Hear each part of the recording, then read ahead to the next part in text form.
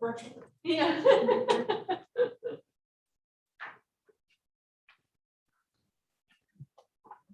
Right. Keith? Yes, ma'am. I'm leaving my video off just in hopes that that might help my connection. Oh, we need to see your face. Go on mute so we can see you. Can you see We me? got him. Can you see me? Yes, ma'am. I'm leaving my video off just in hopes that that might help my connection. Oh, we need to see your face. Go on mute so we can see you. Can you see We me? got him. Okay, this is for, oh. All right, Keith, this is from the Foothills group here. We're saying happy retirement. You see it? I don't think he's. Oh. I can see you, but I can't see what you're holding there, Sherry. Can you see? Yes. Okay, well, this is from your Foothills friends over here. We appreciate you being with us from the beginning. We hope that you have a happy retirement. And this here in Athens, if you need to mail it, let us know. But if you are coming back to Winterville to visit, let us know that too. But we appreciate your work. We appreciate Melanie And Dawn. and Dawn. Tell them about what's on the coach. Oh, absolutely. We're going to show you the post. It's a full bulldog friendly basket.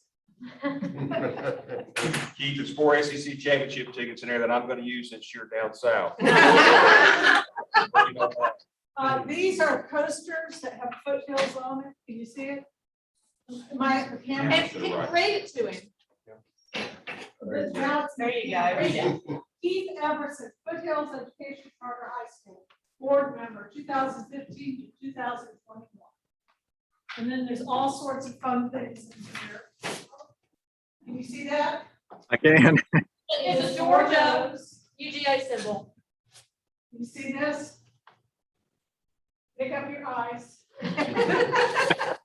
This Glass is coming out of this ice bucket. Oh. These are your nuts, mixed nuts. And, oh. Here are your napkins. So we appreciate you being with us. Y'all are very kind. Thank you very much for that. It's been an honor to be part of.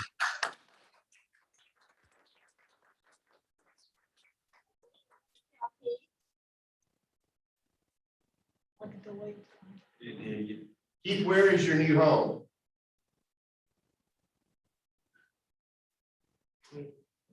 You're muted. I don't think he wants us to know. He's scared might show up. He's not sharing that. Keith is finishing his house down in Richmond Hill, right, Keith? That's correct. I know you guys can hear me intermittently. I'm in Twin City, Georgia, just outside of Statesboro. I mean, I can take the basket too. I live in a no, George, you can I can deliver. Sure. I can deliver. I live in Betty Twin City. Yeah, fine. Show you the address. All right, so thank you, Keith. Oh, we lost our gig? No, he's still there. All right, so board chair was. All right, welcome everyone. I will officially call to order our November 17th Foothills board meeting. First item up is to approve today's agenda. Dr. Gibby Sherman, is there any changes to the email agenda? No, just to point out, we do have an executive session after the discussion. We'll have an executive session after the discussion items. Hearing no changes, we'll entertain a motion to approve today's agenda. So moved. We have a move. Need a second. Second. Second, all in favor, please say aye or raise your hand. Aye. Are there any opposed? Hearing none, motion's approved. We have an agenda. Next item up is to approve the minutes from our September the 27th board meeting. Those have been emailed out. Having had time to review these minutes, we'll entertain a motion to approve. So moved. Beverly, we have a motion. Hand signals or, oh, we have a second. Thank you. All in favor of approving our minutes, please say aye or raise your hand. Any opposed? Motion carries. Our minutes from September 27th are approved. Next item is public comments. Any public comments, Dr. Sherman, that we're aware of? No public comments, so we'll move right into our superintendent's report. We're going to hear quick updates on staff, students, and programs. Dr. Sherman. Thank you. Staff, the roster, updated roster is included, as well as the recommendations, nothing outstanding there. Our graduates continue to grow. We're having a regional graduation on December the 3rd, and we're moving right, we're getting back on track. December the 2nd. Thank you. Harlan has theirs on the 4th. Okay. And so far, as of October the 31st, we have 1,591 graduates. I'm very proud to present that to you. And then the various enrollments in the different sites, and they're coming back slowly but surely, but people are coming back. It's a slow process. We have the site reports for the last 2 months. We have the newsletters. There's another one sitting on my desktop I need to push out. But all those are current and in your desk. Any questions about the students? Any questions online? And raise your hand if you guys can hear Dr. Kim Sherman okay, or do we need to increase the volume? Can you hear okay? Okay, we'll proceed. All right, I'll move forward with programs. Looking at the course, and that's cranking back up. Moving right along, and actually we're doing pretty good. You might remember that we scored the 10th highest in ELA in the state. And I think it's all due, and I'm sorry that Scott and Amy are not here to celebrate, but we've worked really hard on our curriculum to make sure this targeting these students. And you're looking at a report now that breaks it out by domain, et cetera, and our sites are giving you that information. And that's what you've got there. In the course, the graduation rate, et cetera. And one good bit of news, and you asked me this question earlier, Nathan, are we still under SCSC? And the quick answer is no. However, they're closing out last year, and we did make our academic measures, and that is included as item number 9. You like that? So we have come closure with the commission and the requirements with the comprehensive performance. Be okay to ask them to take, if we're truly done, would it be okay to ask them to take us, our board members, off their email distribution list? Nothing but reasonable. Greg, would you take care of that? Okay, thank you. for asking, right? Actually, I didn't know you were still on it. I apologize for that. That's your fault. Okay, but we'll clean it up. Thank you.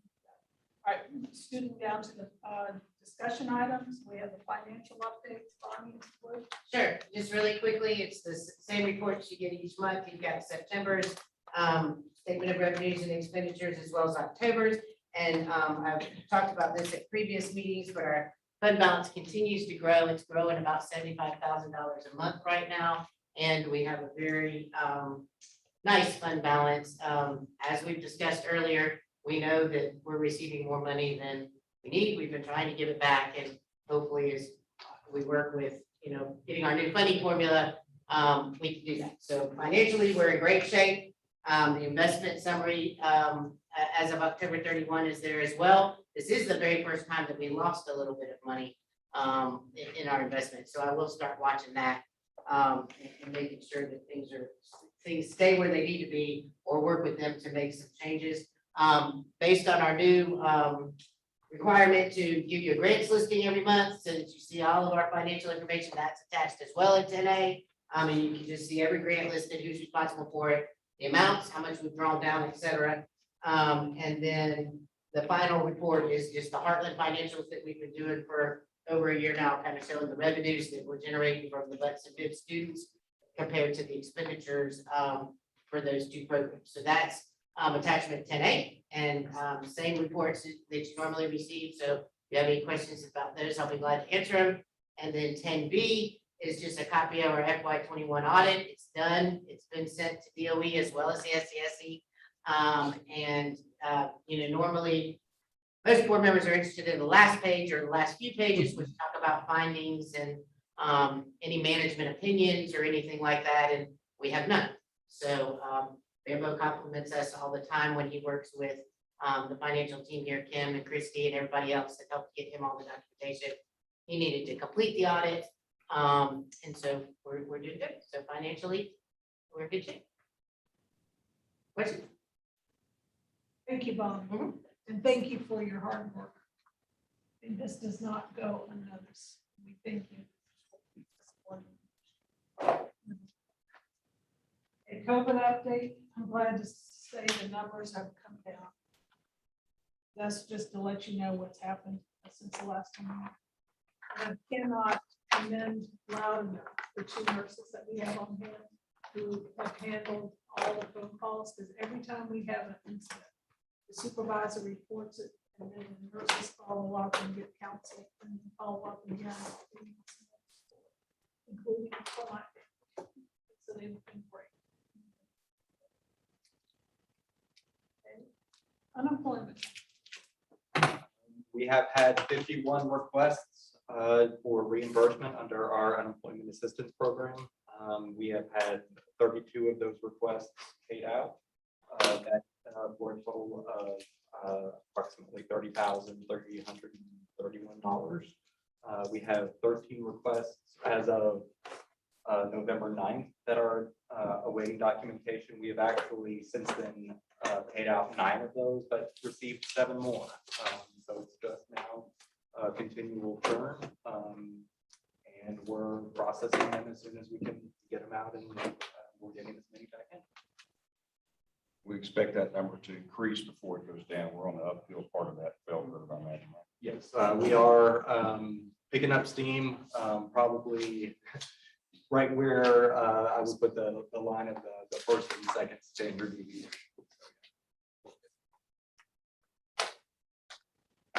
Those online, here, do you have any questions about that? Governance team members online, any questions on our unemployment refund status? Moving down the track.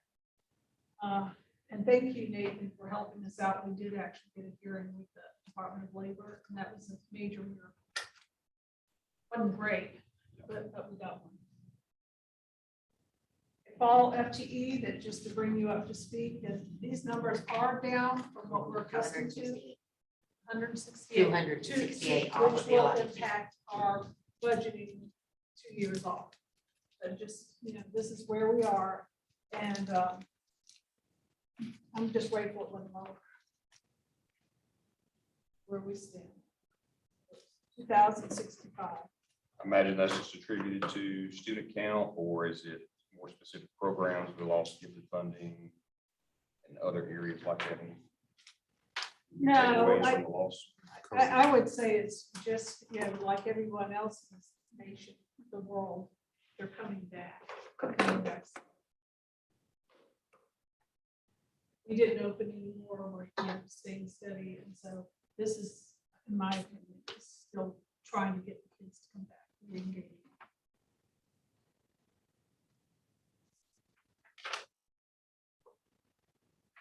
All right, board training. Thank you again, Greg, for your communication. Now, are there any board members that have questions or needs?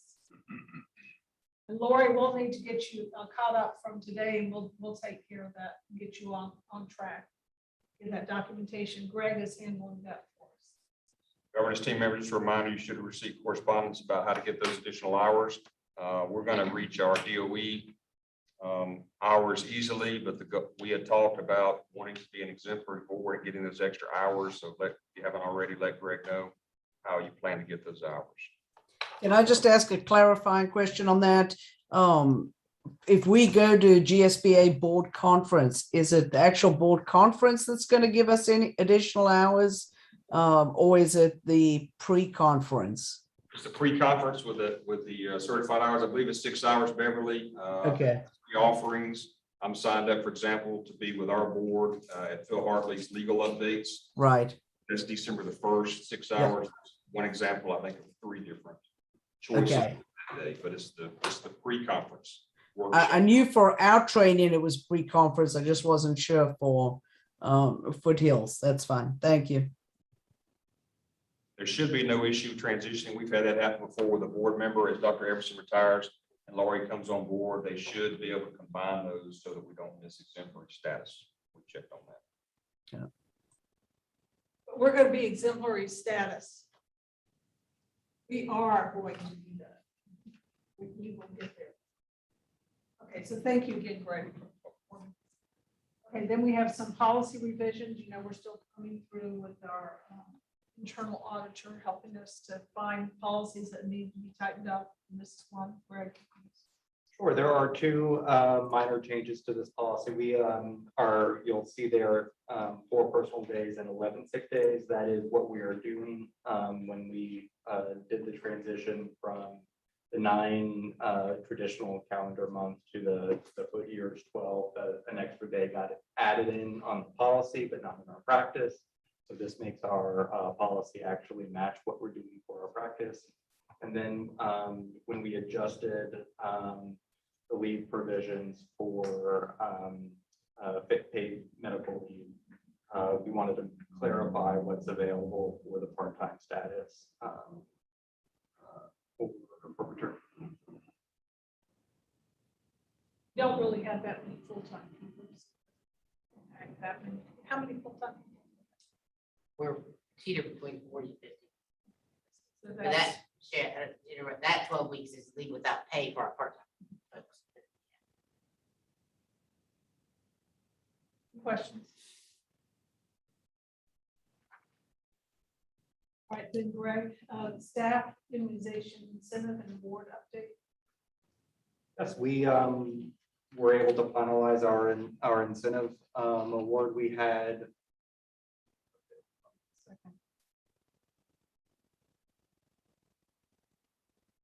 For 15. we had 718 employees submit their documentation.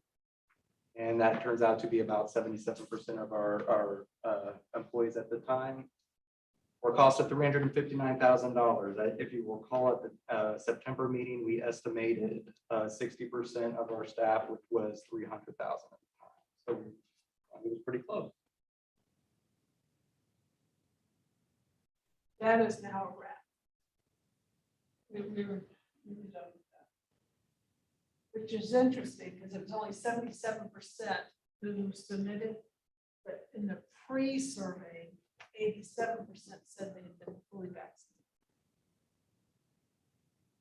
But in the end, it was 77%. Questions with that? Trust but verify. Pardon? Trust but verify. That's right. Well, actually, that's a lesson right there. And then we combined with that, we hosted three so far. 3 vaccine clinics that Donna organized, and you want to just tell a little bit about that? Sure. It's through our partnership with both the Medical College of Georgia, which is here with first and second year medical students who love to practice on patients and administer vaccines, and our local Northeast Georgia Department of Public Health. And if you see any of those folks out in the community, thank DPH because they've been wonderful to work with, very willing to bring a van full of people and all their equipment and their vaccines to our sites. When we announced the student vaccine incentive, we really wanted to have an opportunity to also make vaccines accessible. Can you click on that document, Leo, under H? Is there one there? The staff. Oh, okay. It's Student. 15, number 15. Okay. Number 15. Yeah, there you go. And so it's through our partnership. Oh, no, Second okay, page. it didn't end up in there. It's It's okay. probably another page. There it is. And so we took 4 Mondays in November. 3 of them have happened so far. And you can see, I'm happy to report that this past Monday at the Barrow Foothills, we vaccinated 18, all adults. It was harder than we thought to get students to come receive vaccines. There's some pictures of the medical students administering. That was at our Jackson site. Those were a couple of students. So we got a couple, but I consider it good social emotional learning role modeling. Our students got to see the adults receiving booster shots. and vaccines. And I think anything we can do around that role modeling of caring for each other as a community and becoming vaccinated to keep each other safe is a good thing. So just another benefit of our partnership with UPH and the Medical Partnership of Georgia. We're thankful to them. And while you've got the floor, let's go ahead and talk about what you've learned with us. Sure, I mentioned earlier that we received an award notification letter earlier this month that we received $86,475 from the U.S. Department of Agriculture, Rural Development for telemedicine equipment in 9 of our rural sites.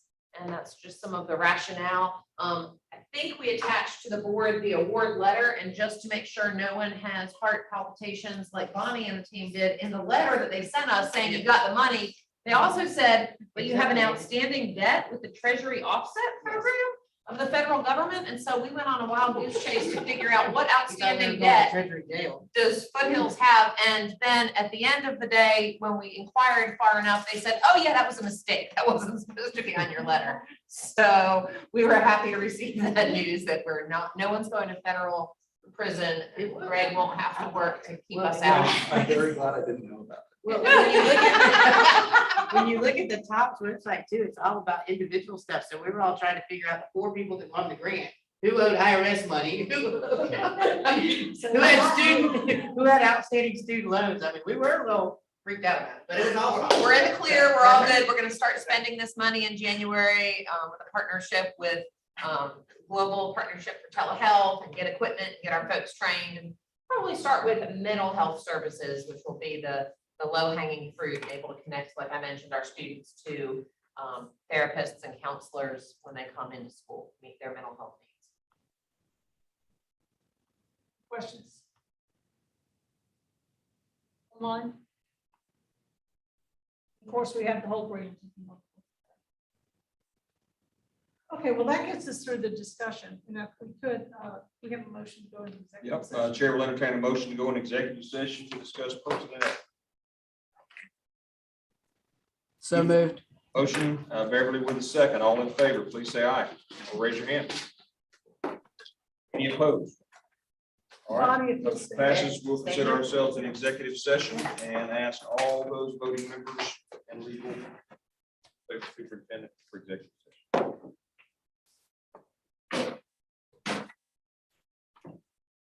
I have to actually read it here. I can get you to sign. I have an affidavit, I'm gonna have them sign it, and then we'll send it to DocuSign, and those online.